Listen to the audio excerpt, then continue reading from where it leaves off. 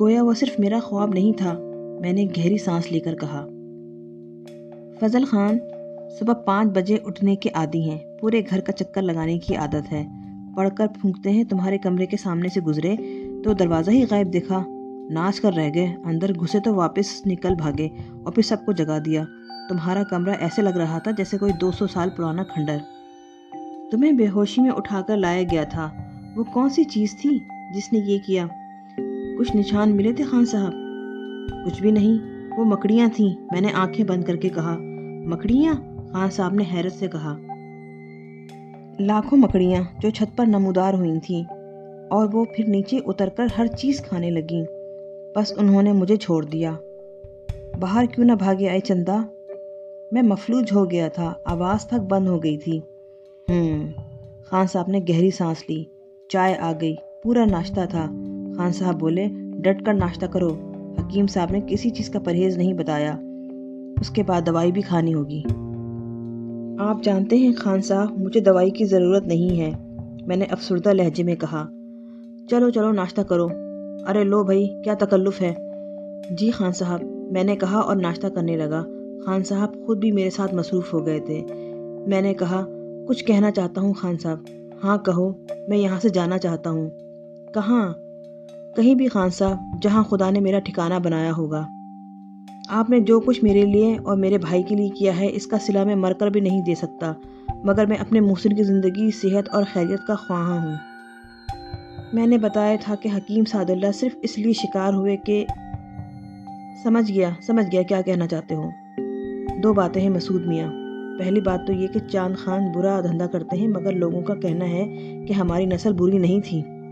رگوں میں کسی چمار کا خون نہیں ہے، باپ دادا آن بان پر مٹتے رہے ہیں، کچھ تو سرخی ہمارے خون میں بھی ہوگی۔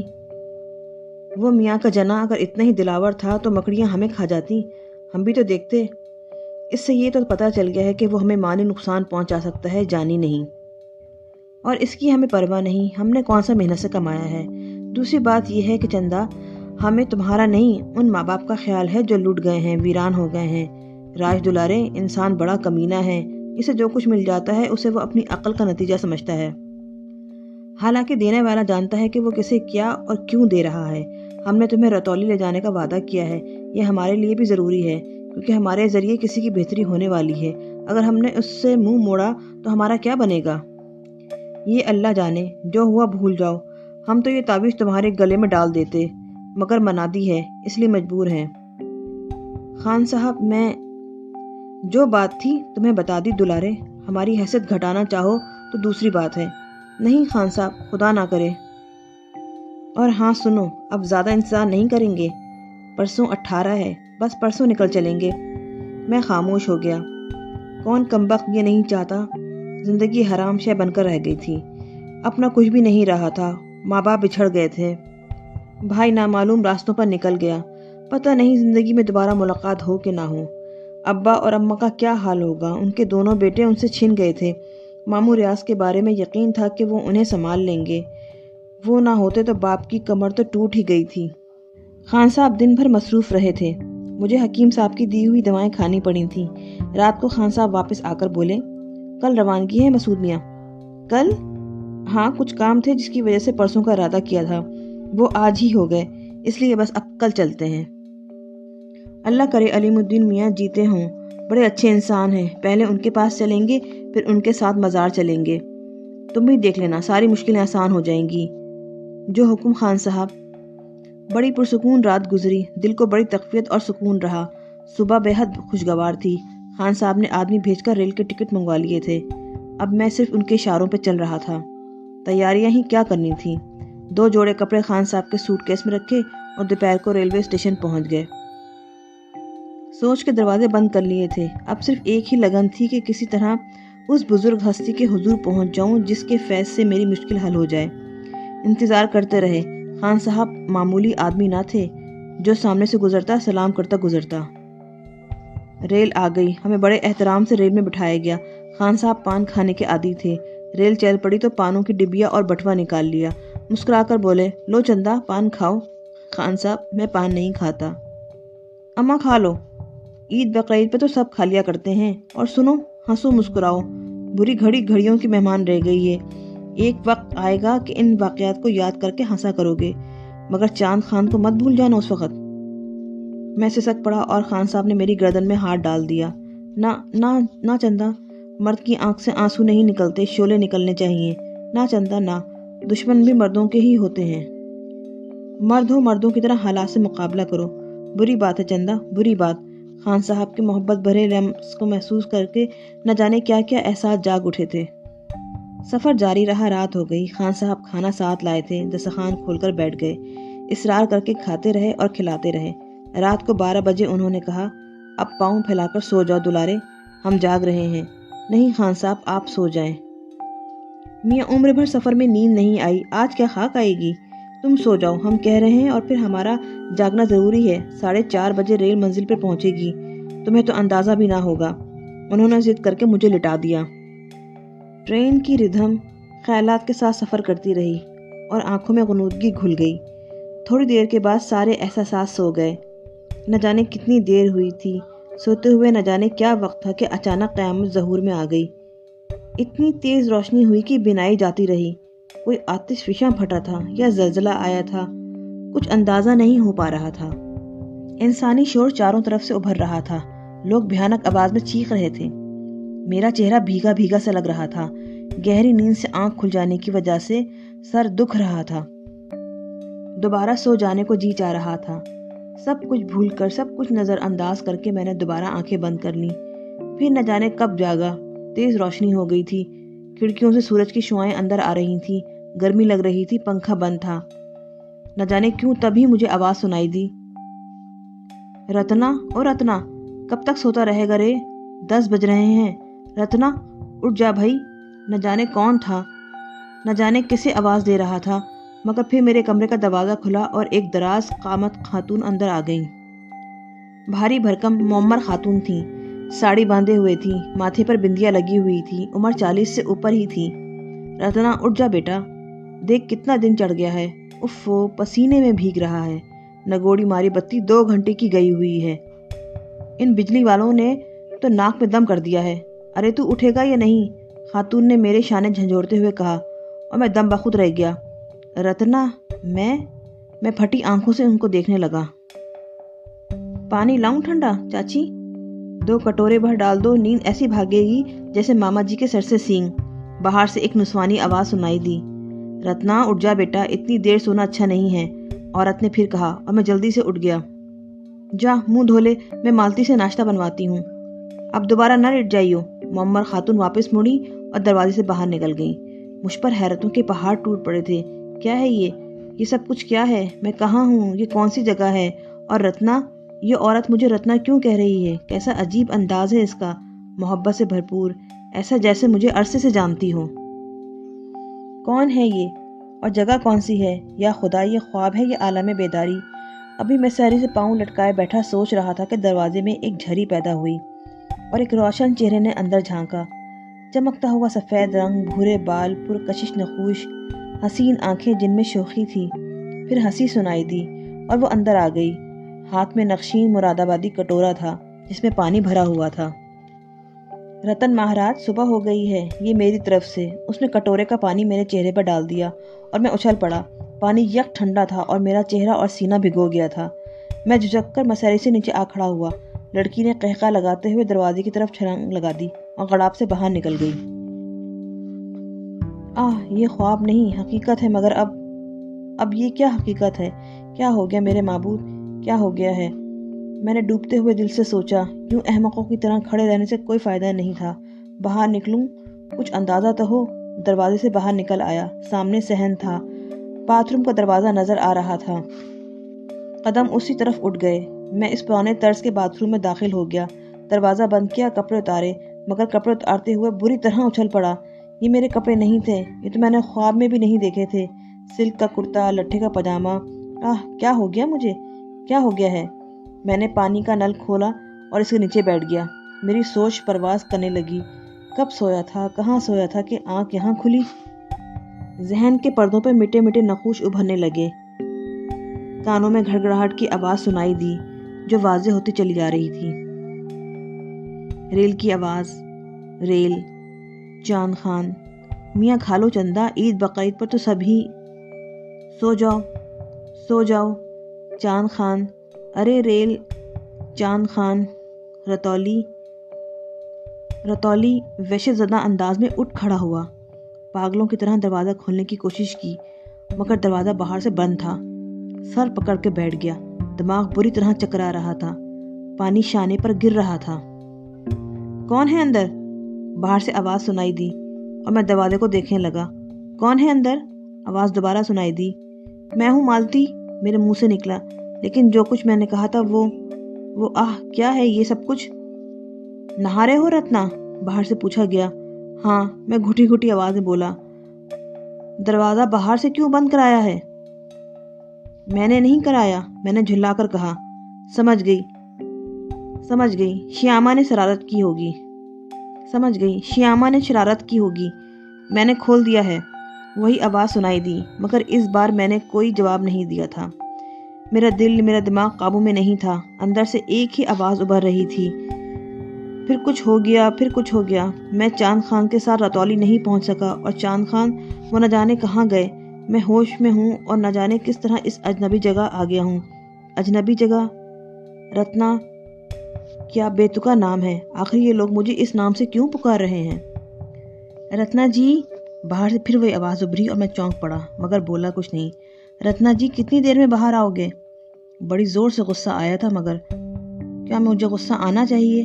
क्या मैं इस पोजीशन में हूँ? आ रहा हूँ बस। हमने नाश्ता लगा दिया है।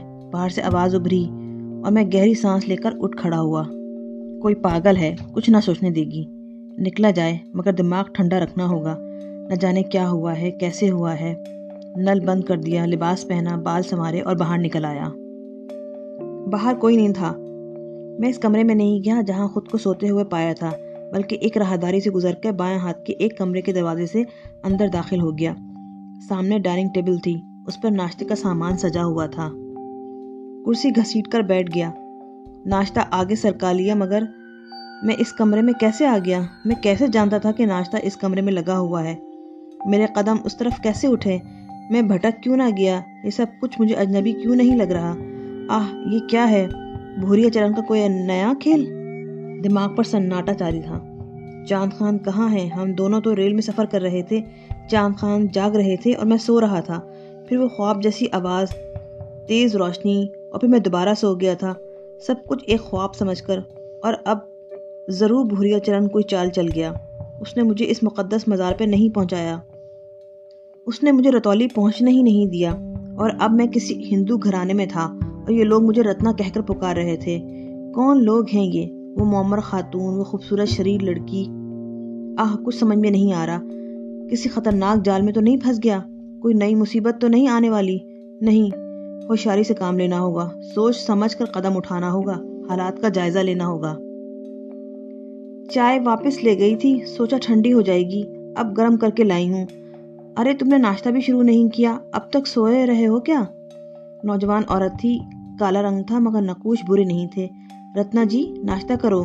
कर रहा हूँ मालती, मैंने गहरी सांस लेकर कहा, और एक बार फिर दिल में चौंक पड़ा। मैं इसे इतने एतमाद से मालती क्यों कह रहा हूँ? कैसे जानता हूँ कि ये मालती है? कुछ और लाएं तुम्हारे लिए?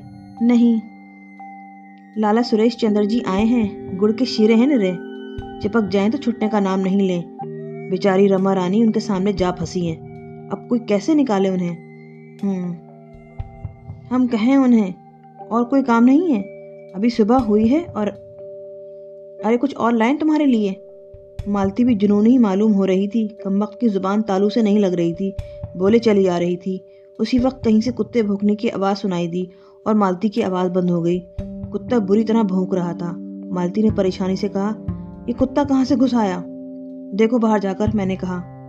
अरे, हम देखें ना रत्ना जी, कुत्ते से हमारी जान निकली है। दरवाज़ा बंद किए देते हैं, हम कहीं पापी इधर ही ना घुस आए। मालती ने झपटकर दरवाज़ा बंद कर दिया। मैं नाश्ते में मसरूफ़ रहा। कुत्ता खामोश हो गया, मगर कुछ देर के बाद एक तेज़ आवाज़ सुनाई दी, मालती, अरे ओ मालती, कहाँ मर गई है? मालती उछल पड़ी। लो, शुरू हो गई आवाज़ें। उसने आगे बढ़कर दरवाज़ा खोल दिया। आई रमा रानी, वो कुत्ता, ये कचना कहाँ छुपी है? मालती ने झपटकर दरवाज़ा बंद कर दिया। मैं नाश्ते में मसरूफ़ रहा। کتا خاموش ہو گیا، مگر کچھ دیر کے بعد ایک تیز آواز سنائی دی، مالتی، ارے او مالتی، کہاں مر گئی؟ مالتی اچھل پڑی۔ لو شروع ہو گئی آوازیں۔ اس نے آگے بڑھ کر دروازہ کھول دیا۔ آئی رما رانی، وہ کتا، یہ کچھ نہ کہاں چھپی ہے؟ اسے تلاش کر، آج یہ نہیں یا میں نہیں۔ آخر یہ کرنا کیا چاہتی ہے؟ کیا سوچا ہے اس نے؟ ارے ہمارے ہاں کام کے آدمی ہیں، ہزاروں کام نکلتے ہیں ان سے، اور یہ ہے کہ… رما رانی اندر داخل ہو گئی۔ یہ وہی معمر خاتون تھیں۔ رما رانی، میں نے سوچا۔ معمر خاتون اندر گھس آئیں، ادھر ادھر دیکھا اور بولی، رتنا، وہ یہاں تو نہیں آئی؟ نہیں چاچی، میں نے کہا۔ جائے گی کہاں؟ آج چھوڑوں گی نہیں اسے۔ رما رانی باہر نکل گئیں۔ میری کیفیت اب کسی قدر بحال ہو گئی تھی۔ سمجھ میں تو کچھ نہیں آ رہا تھا، لیکن اب دیوانگی سے کیا حاصل؟ سمجھنے کی کوشش کرنی پڑے گی، اور کچھ نہ کچھ سمجھ میں آ ہی جائے گا۔ چائے کی 2 پیالیاں پی کر اٹھا ہی تھا کہ وہی شوق لڑکی اندر گھس آئی اور میری کمر پکڑ کر میرے پیچھے آ گئی۔ آج بچا لیں رتنا جی، بس آج بچا لیں، بھگوان کے لیے وعدہ کرتی ہوں آگے کچھ نہیں کروں گی۔ ارے ارے، میری کمر تو چھوڑو۔ کپڑے دھونے کی موگری ہاتھ آ گئی ہے، ایک بھی پڑ گئی تو اپنے جل ٹھنڈے ہو جائیں گے۔ سچ مچ غصے میں ہے، مار دیں گی۔ کون؟ چاچی۔ مگر ہوا کیا ہے؟ میں نے بے اختیار پوچھا۔ ارے بھگوان اس کا ناس کرے، ہٹیا کھڑی ان کی، وہی آمرے تھے، سریش چندر جی۔ آتے ہیں تو جاتے نہیں ہیں، سارا دن اینٹتے رہتے ہیں یہاں، اور ہم سب پر کرفیو لگ جاتا ہے۔ خاموش رہو، ہنسو بھی نہیں، اور سامنے آ جاؤ تو ایسے گھورتے ہیں جیسے گنڈیری نظر آ گئی ہو۔ پھر تم نے کیا کیا؟ کتے سے جان نکلتی ہے ان کی، سنا ہے 28 انجیکشن لگوا چکے ہیں، 2 بار کتوں نے کاٹا ہے۔ وہ ہنس پڑی، چہرہ سرخ ہو گیا، کندنی رنگ پر پسینے کے قطرے بے حد بھلے لگ رہے تھے۔ بے اختیار ہنستی رہی، آنکھوں میں پانی آ گیا، بولی، کتے کی آواز کا ریکارڈ لگا دیا تھا میں نے، اور آواز تیز کھول دی تھی۔ یہ کہہ کر وہ پھر بے اختیار ہنسنے لگی تھی۔ ہنستے ہوئے بولی، یہ ریکارڈ میں انہی کے لیے لائی تھی۔ سر پر پاؤں رکھ کر بھاگ گئے۔ چاچی پکارتی رہ گئی، تم نے غسل خانے کا دروازہ بند کیا تھا؟ میں نے اسے گھورتے ہوئے کہا۔ اب جو ایسا کروں تو اتنی بڑی ہی مر جاؤں، اس نے ہاتھ جوڑتے ہوئے کہا، اور پھر سہمے ہوئے لہجے میں بولی، ارے ادھر ہی آ رہی ہیں۔ یہ تھا میرا نیا ٹھکانہ، مگر میں یہاں کیسے آ گیا؟ یہ لوگ مجھے رتنا کہہ کر کیوں پکار رہے تھے؟ میں ان کا شناسہ کیسے ہوں؟ بار بار تو ایک جیسے واقعات نہیں ہوتے۔ اگر سرفراز کا ہم شکل نکل آیا تھا تو کسی رتنا یا رتن کا ہم شکل تو نہیں ہو سکتا تھا۔